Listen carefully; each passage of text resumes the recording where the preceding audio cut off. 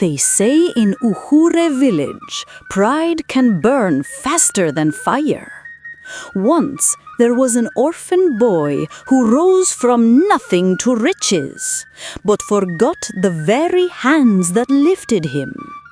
When pride took his heart, the gods sent a lesson he would never forget. This is the story of Eddy, the orphan who lost everything and found himself again. Long ago, in the green valleys of Ukure village, where the cock's crow greeted the rising sun and the palm trees whispered tales to the wind, there lived a young man named Eddy, an orphan boy whose heart was pure and whose hands never tired of work.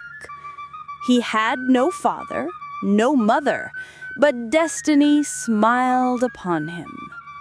One day, the richest farmer in the land, Chief Obo, a man of wisdom and wealth, found Eddy wandering by the riverbank, hungry, barefoot, and alone.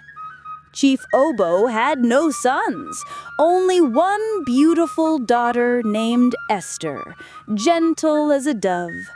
So he took Eddy in alongside another orphan boy named Eric and raised them as his own sons.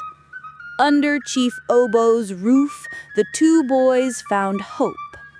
They worked like lions on the farm, tilling the soil, planting yam, cassava, and maize until their backs ached and sweat poured like rain.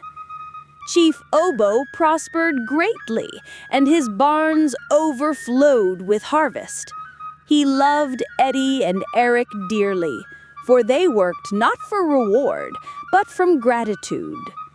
One bright morning, as the sun rose over the hills, Chief Obo called Eddy aside.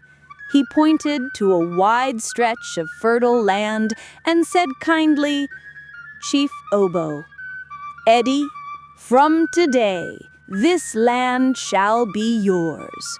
Cultivate it, prosper, and remember the hand that fed you when you had none." Eddy fell to his knees in joy, thanking his benefactor.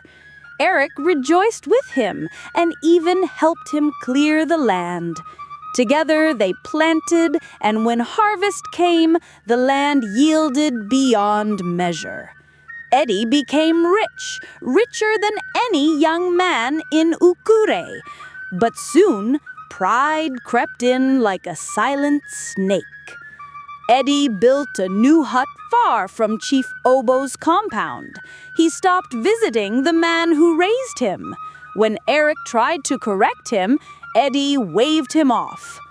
"Eddy," boastful tone, "am I not a man now?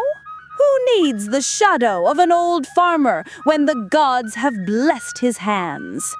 He began to walk around the village in fine wrappers, chest lifted high, voice loud like a gong. He barked at his workers, mocked the poor, and forgot that humility was the true seed of greatness. The elders whispered among themselves, "The palm tree that forgets its roots will soon fall." One evening, as the moon rose pale over the village, a shout pierced the air. "Fire! Fire in Eddy's compound!" Eddy ran, his feet pounding the red earth. His hut, his barns, his harvest, everything was swallowed by flames. By dawn, he had nothing left but ashes and regret. His workers fled, his friends vanished. It was one of his poorest servants who took pity and gave him a mat to sleep on. In shame and sorrow, Eddy tried to end his life, but the servant stopped him and said, "Life may burn your barn, but not your breath. Go back to Chief Obo, ask forgiveness before pride buries you alive." With trembling steps, Eddy returned to Chief Obo's compound. He knelt at the old man's feet, tears in his eyes. Eddy, weeping, "Father, I have sinned. I forgot the hand that raised me. Forgive me." But Chief Obo, heart wounded by betrayal, turned away. Chief Obo, sternly, "Go, Eddy. The path you chose has its own lessons." Eddy walked away, heartbroken. Yet that night, Chief Obo could not sleep. The moonlight seemed to whisper to him, "He who forgives frees two souls, the offender and himself." So quietly, the old man sent his servants to settle Eddy's debts, pay his workers, and help rebuild his hut. He told no one. Weeks later, Eddy found a sack of seeds and a letter by his doorstep. It read, "Start again, my son. Let humility water your harvest." Eddy wept like a child. He planted again, this time with patience, humility, and gratitude. When harvest came, his farm prospered more than before. He shared his crops with the poor, helped other orphans, and became a blessing to many. And when the time came, Chief Obo gave him the greatest gift of all, his daughter, Esther, as his wife.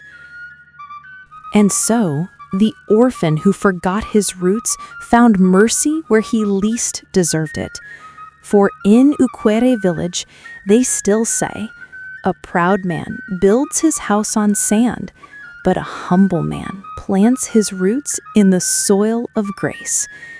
Eddy learned that forgiveness is stronger than fire, and that those who remember where the rain began to beat them will always find shade when the sun burns hot. Pride can burn a man faster than any flame, but humility rebuilds what pride destroys.